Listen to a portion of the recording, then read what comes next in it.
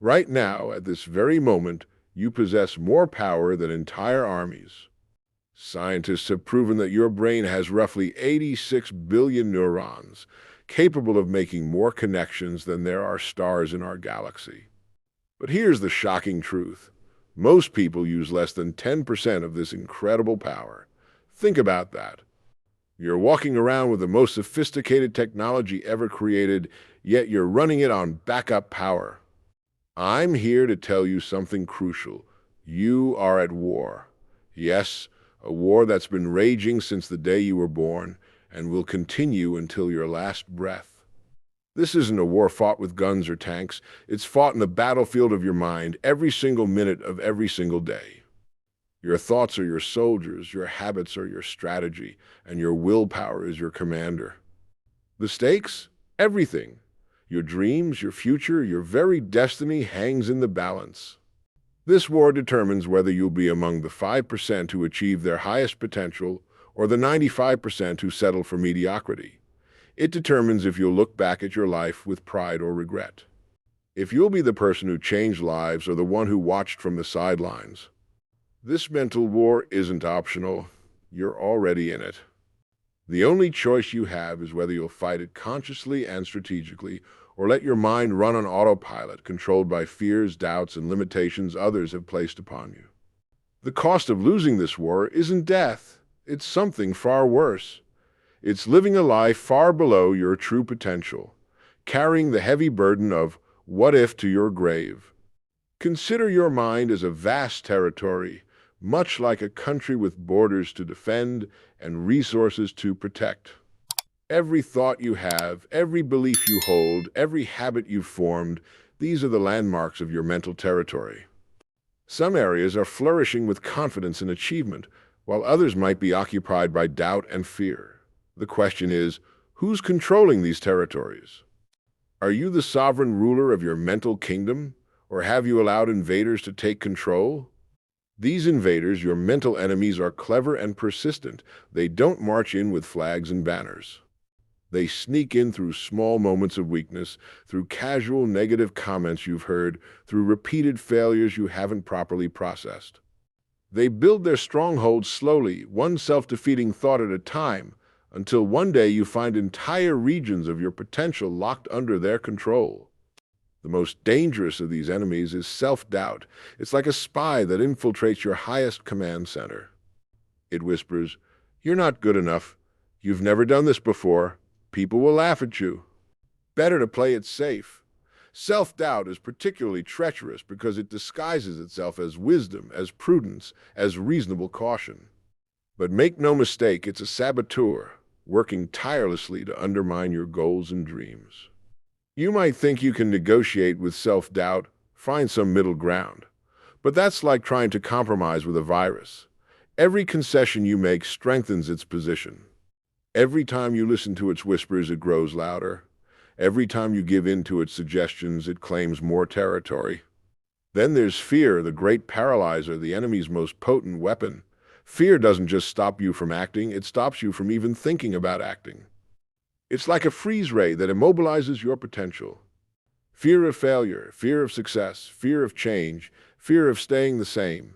These are the chains that keep millions of people trapped in lives far smaller than what they're capable of living. But here's what most people don't understand about fear. It's not a wall, it's a door. Every fear you face is actually pointing towards something important, something valuable, something worth fighting for. The bigger the fear, the bigger the potential reward on the other side. That's why the most successful people aren't fearless. They're fear conquerors. Your mental enemies have one crucial weakness. They can't stand up to conscious, deliberate scrutiny. They thrive in darkness, in unexamined assumptions, in habitual reactions. The moment you shine the light of conscious awareness on them, they begin to lose their power. When you question your self-doubt, when you examine your fears, when you challenge your limiting beliefs, you start to see them for what they really are: paper tigers, shadows without substance. But this isn't a one-time battle. Your mental enemies are like weeds. You have to stay vigilant, or they'll grow back. They'll wait for moments of tiredness, stress, or disappointment to launch their counterattacks. They'll try to reclaim lost territory when you're celebrating victories or recovering from setbacks. That's why understanding the nature of this warfare is so crucial. You're not just fighting individual battles, you're engaged in a campaign that requires strategy, persistence, and constant vigilance. Every morning when you wake up, your mental territory is under threat. Every decision you make is either strengthening your defenses or creating vulnerabilities. Every thought you allow to take root is either planting victory gardens or invasive species. The good news? You're not alone in this war. Every successful person you admire has fought these same battles. Every achievement in human history was first won on the battlefield of someone's mind. The techniques of mental warfare have been tested and proven by generations of warriors before you. You don't have to figure everything out from scratch, you just need the courage to pick up your weapons and fight. In this war for your mind, you need weapons. Not just any weapons, but the most powerful ones ever created. These aren't forged in steel mills or manufactured in factories. They're built through daily choices, constant practice, and unwavering commitment. Let me tell you about the 4 most powerful weapons in your mental arsenal. First, there's discipline, your shield against the chaos of life. Discipline isn't punishment, it's protection. It's the shield that blocks the arrows of distraction, the spears of procrastination, and the daggers of instant gratification. When everyone else is sleeping, discipline wakes you up at 5 a.m. When others quit, discipline keeps you going. When temptation whispers just this once, discipline holds firm. Think of discipline as your personal force field. Every time you do what needs to be done, regardless of how you feel, you strengthen this shield. Every time you choose the hard right over the easy wrong, your shield grows stronger. Every time you stick to your schedule, follow your plan, maintain your standards, you're reinforcing your protection against mental enemies. But a shield alone isn't enough. You need persistence, your sword in this mental battle. Persistence is your offensive weapon, your way of cutting through obstacles, slashing through doubts, and carving your path to success. Persistence is what turns dreams into reality, ideas into achievements, and goals into victories. The wonderful thing about persistence is that it doesn't require talent. It doesn't care about your background, your education, or your past failures. Persistence only asks one question: are you willing to keep going? The history books are filled with stories of people who weren't the smartest, weren't the most talented, weren't the best connected, but they were the most persistent. They kept swinging their sword long after others had surrendered. Then there's knowledge, your artillery in this war. In today's world, knowledge isn't just power, it's firepower. Every book you read, every skill you master, every lesson you learn, these are shells in your mental artillery. The more knowledge you acquire, the more options you have, the more solutions you can find, the more territories you can conquer. But here's the key about knowledge as a weapon. It's not about how much you know, it's about how you use what you know. One practical idea, applied at the right time in the right way, can be worth more than a library of unused information. Your mental artillery needs to be precise, targeted, and relevant to your battles. Finally, there's faith, your armor in this mental warfare. I'm not talking about religious faith, though that can be part of it. I'm talking about faith in yourself, faith in your potential, faith in the laws of cause and effect. This faith is like a suit of armor that protects you from the poison arrows of negativity, the crushing blows of setbacks, and the wounds of temporary failures. Faith is what keeps you moving when the evidence for success isn't there yet. It's what helps you see the victory before it arrives. It's what gives you the courage to begin again after every setback. Without this armor of faith, every small failure becomes a mortal wound. With it, you become nearly invincible. These weapons, discipline, persistence, knowledge, and faith, work together as a complete combat system. Discipline protects you from your own weaknesses. Persistence pushes you through obstacles. Knowledge gives you advantages and opportunities. Faith keeps you whole and focused on victory. But here's the most important thing about these weapons. They must be used daily. You can't just pull them out in emergencies or when you feel motivated. A sword left in its scabbard rusts. Artillery that's never fired becomes useless. Armor that's never worn doesn't protect anything. That's why the most successful people in the world have daily practices to maintain and strengthen their mental weapons. They read every day to sharpen their artillery. They take consistent action to keep their sword of persistence sharp. They maintain strict routines to reinforce their shield of discipline. They constantly feed their faith through visualization and affirmation. Remember this. Your enemies, doubt, fear, laziness, procrastination, they're armed too. They have weapons of their own. Comfort zones, instant gratification, social pressure, past failures. The only way to win is to make sure your weapons are stronger, better maintained, and more frequently used than theirs. In this mental war, there's no such thing as a fair fight. You want every advantage you can get. You want to be so well armed with discipline, persistence, knowledge, and faith that your enemies think twice before challenging you. You want to be so skilled with these weapons that victory becomes not just possible but inevitable. Now that you understand your weapons, you need to know how to use them effectively. The greatest weapons in the world are useless without proper strategy.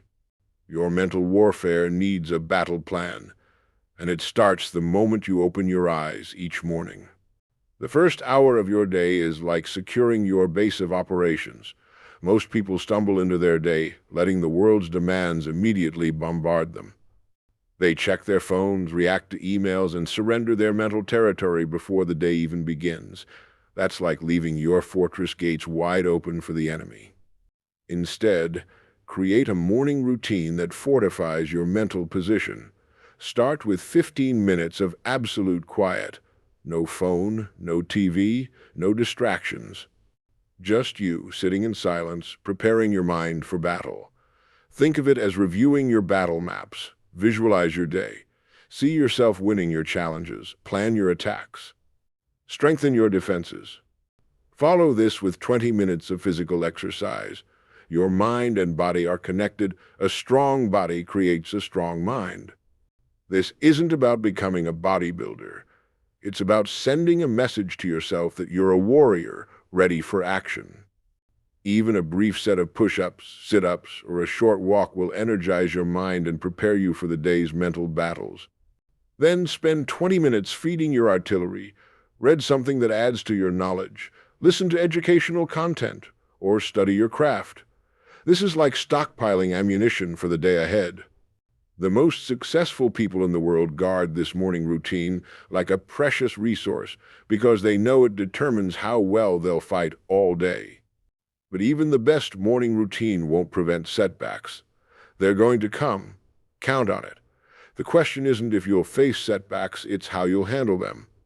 Most people treat setbacks like wounds that cripple them. A warrior treats setbacks like battle scars that make them stronger. When you face a setback, immediately activate your strategic response. First, secure your position. Don't let one setback expose you to more attacks. Step back, breathe, and assess the situation. Second, learn from what happened. Every setback contains intelligence about your enemies and your own vulnerabilities. Third, adjust your strategy based on this new information. Finally, launch a counterattack immediately. Remember this. In mental warfare, speed of recovery is more important than the size of the setback. If you fall down and get up quickly, you haven't really fallen. If you stay down, thinking about the fall, analyzing the fall, feeling bad about the fall, that's when you truly fail. One of your most crucial battle strategies is converting negative thoughts into ammunition for success. When the enemy sends negative thoughts your way, and it will, constantly don't try to ignore them. That's like ignoring an advancing army. Instead, capture these thoughts and turn them into fuel for your success. Here's how. When a negative thought says, "You can't do this," convert it to, "This is exactly why I must do this."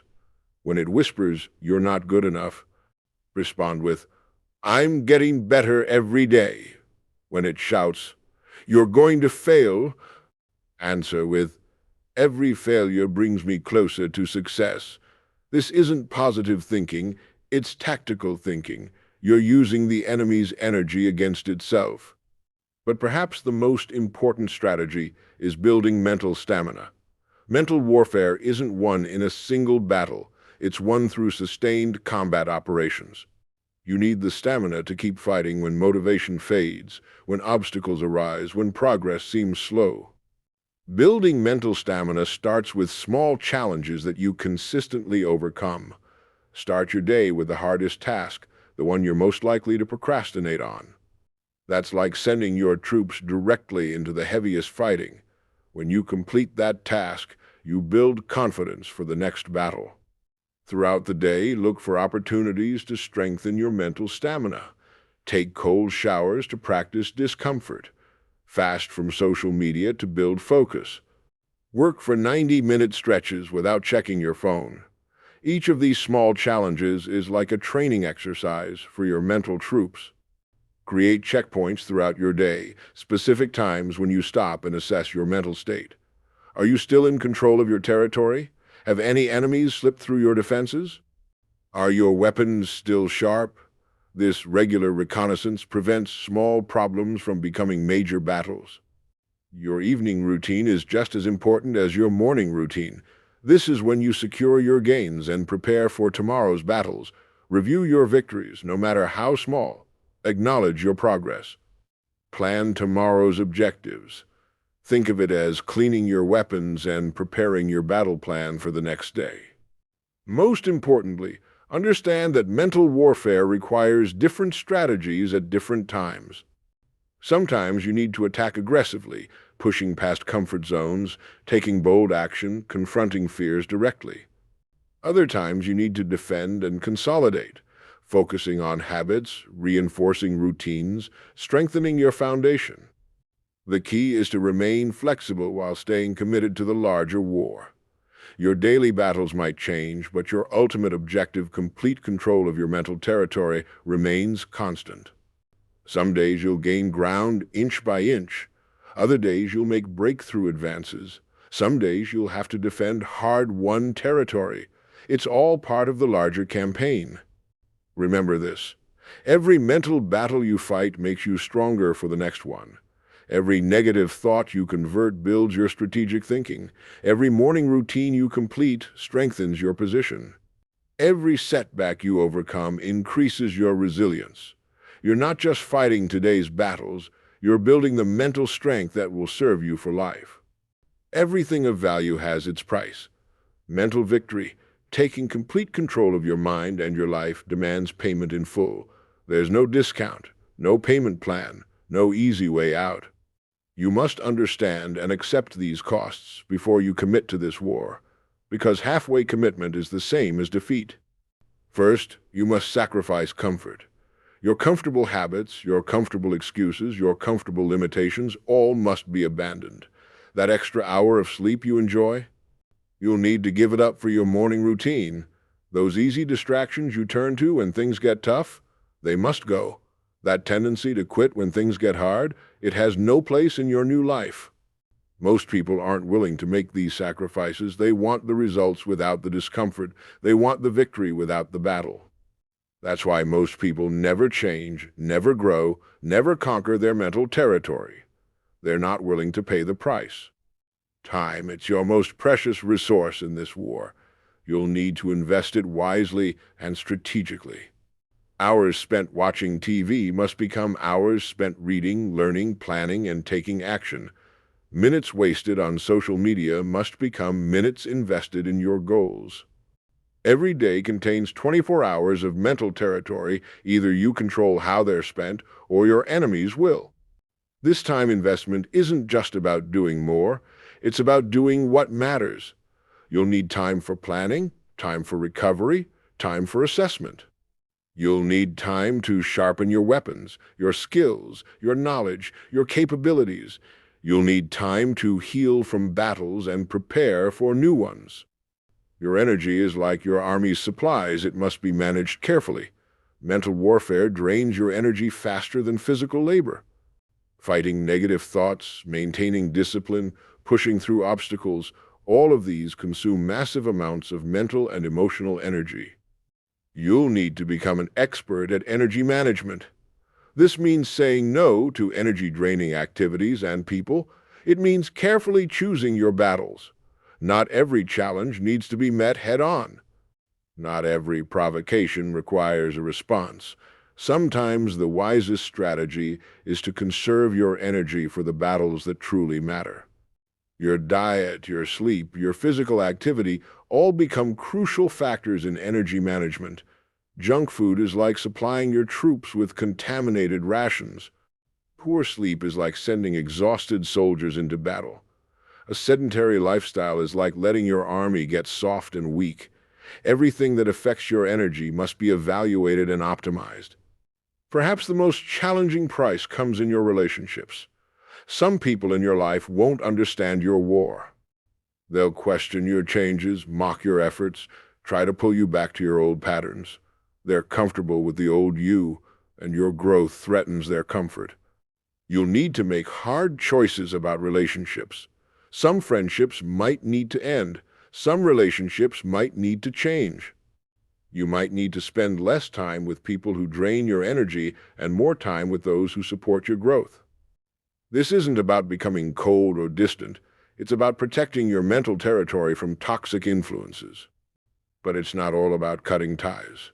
You'll need to invest in new relationships, with mentors, with fellow warriors, with people who are fighting the same battles. These relationships will cost you time, energy, and vulnerability, but they'll multiply your strength and support your victory. Remember this about the price of victory. You're going to pay a price either way. If you choose not to fight this war, you'll pay with regret, with unfulfilled potential, with a life lived far below your capabilities.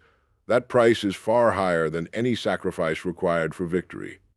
The beautiful thing about paying the price for mental victory is that it pays you back with interest. Every comfort you sacrifice builds your strength. Every hour you invest yields returns in achievement. Every bit of energy you manage carefully gives you more energy to work with. Every relationship you optimize adds power to your arsenal. Think of it this way. You're not really giving anything up. You're trading up, trading comfortable limitations for uncomfortable growth, trading wasted time for invested time, trading draining relationships for energizing ones, trading a small life for a larger one. Yes, the price is high, but the cost of not paying it is even higher. The cost of surrendering your mental territory to fear, doubt, and limitation is a life of quiet regret. The cost of letting your enemies win is a future filled with what-ifs and if-onlys. That's a price too heavy for any warrior to bear. Every successful military campaign runs on precise, detailed plans. Your mental warfare needs the same level of strategic planning. I'm going to give you a specific combat plan that you can implement starting today. This isn't a suggestion, it's your battle orders. Start your day at 5 a.m. The early morning hours are like attacking when your enemy is sleeping. Your mind is fresh, the world is quiet, and you have the advantage. Your first action is to drink a full glass of water. Think of it as fueling your troops for battle. Next, grab your war journal. This isn't just any notebook, it's your command center on paper. Write down 3 specific targets for the day. Not vague goals like do better or work hard. Specific targets. Complete project proposal by 10 a.m., make 20 sales calls, write 1,000 out words. Each target must be measurable and time-bound. Now, your mental exercises begin. Spend 10 minutes in complete silence. Close your eyes and run a full territory scan. Check every corner of your mind for enemy activity, negative thoughts, fears, doubts. Don't fight them yet. Just identify them. Knowledge of enemy positions is crucial for victory. Follow this with 5 minutes of power statements. These aren't fluffy affirmations, they're battle cries. Speak them out loud. I am stronger than any challenge. Every obstacle makes me better. I turn setbacks into comebacks. Your voice programs your mind for combat. Your physical training comes next. 30 minutes minimum. This isn't about looking good, it's about feeling invincible. Push-ups, squats, running, whatever suits your style. Your body is the vehicle that carries your mental weapons. Keep it strong. Throughout the day, run hourly checkpoint assessments. Set an alarm for every hour. When it sounds, stop everything for 1 minute. Check your mental state. Are you still in control? Are you moving toward your targets? Have any enemies slipped through your defenses? This constant vigilance prevents strategic drift. Track everything. Your war journal should record every victory, every setback, every insight. Write down the time you spend on each activity. Log your energy levels throughout the day. Note which strategies work and which need adjustment. This isn't just record keeping, it's gathering intelligence for future battles. Create a victory scorecard. Every evening, rate yourself in 4 areas. Mental discipline, did you control your thoughts? Strategic action, did you hit your targets? And energy management, did you maintain high energy? And battle readiness, are you prepared for tomorrow? Score each area from 1 to 10. Your goal is to see those numbers climb over time. Measure your progress weekly, but not just in numbers. Every Sunday, conduct a full territory assessment. How much mental ground have you gained? Which areas are still under enemy control? Where are your defenses weakest? Where are you strongest? This isn't just tracking, it's strategic planning. Your relationships need daily attention too. Identify your mental allies, people who strengthen your resolve and support your mission. Schedule regular communication with them. 10 minutes of conversation with the right person can be worth hours of solo effort. End each day with a victory review. Even if you faced setbacks, find 3 wins to record. They don't have to be massive victories. Maybe you resisted a negative thought. Maybe you pushed through when you wanted to quit. Maybe you helped someone else win their battle. Record these wins in your war journal. Finally, prepare tomorrow's battle plan before you sleep. Lay out your clothes, prepare your meals, set up your training area. A warrior doesn't wake up wondering what to do. They wake up ready to execute a plan. This daily combat plan isn't flexible. It's your minimum standard. You can add to it, but never subtract from it. Every element serves a specific purpose in your mental warfare. Skip one, and you create a weak point in your defenses. Follow all of them, and you build an impenetrable mental fortress. Remember, this plan only works if you work it. Reading about it isn't enough. Understanding it isn't enough. You must execute it with military precision, day after day, regardless of how you feel, regardless of circumstances. That's what separates the victorious from the defeated. Your ultimate triumph in this mental war isn't just about personal victory. It's about transformation so complete, so profound, that it changes not only you, but generations to come. When you win this war, and you will win if you apply everything we've discussed, you create a legacy that ripples through time. Picture yourself 1 year from now standing at the command center of your mind. Every territory once occupied by doubt is now filled with confidence. Every region once paralyzed by fear now radiates courage. Every area once clouded by confusion now shines with clarity. This isn't just change, it's transformation at the deepest level. But here's what makes this victory truly ultimate. You become living proof of what's possible. Your transformation becomes a beacon for others. People look at you and think, if they can do it, so can I. Your courage gives them courage. Your strength gives them strength. Your victory shows them victory is possible. Every person you meet is fighting their own mental war. Most are losing, not because they're weak, but because they don't know how to fight. Your example shows them how. Your story becomes their strategy guide. Your triumph becomes their inspiration. This creates a multiplication effect. You're not just winning your own war, you're training other warriors. Every person you inspire goes on to inspire others. Your victory creates countless other victories. Your transformation triggers countless other transformations. This is how you build a legacy. The personal transformation you achieve becomes permanent. Unlike physical wars that end with a treaty, this victory rewrites your mental DNA. The discipline becomes automatic, the courage becomes natural. The clarity becomes your default state. You don't have to think about fighting anymore because you've become a warrior down to your core. Your mind, once your battlefield, becomes your kingdom. Your thoughts, once your enemies, become your allies.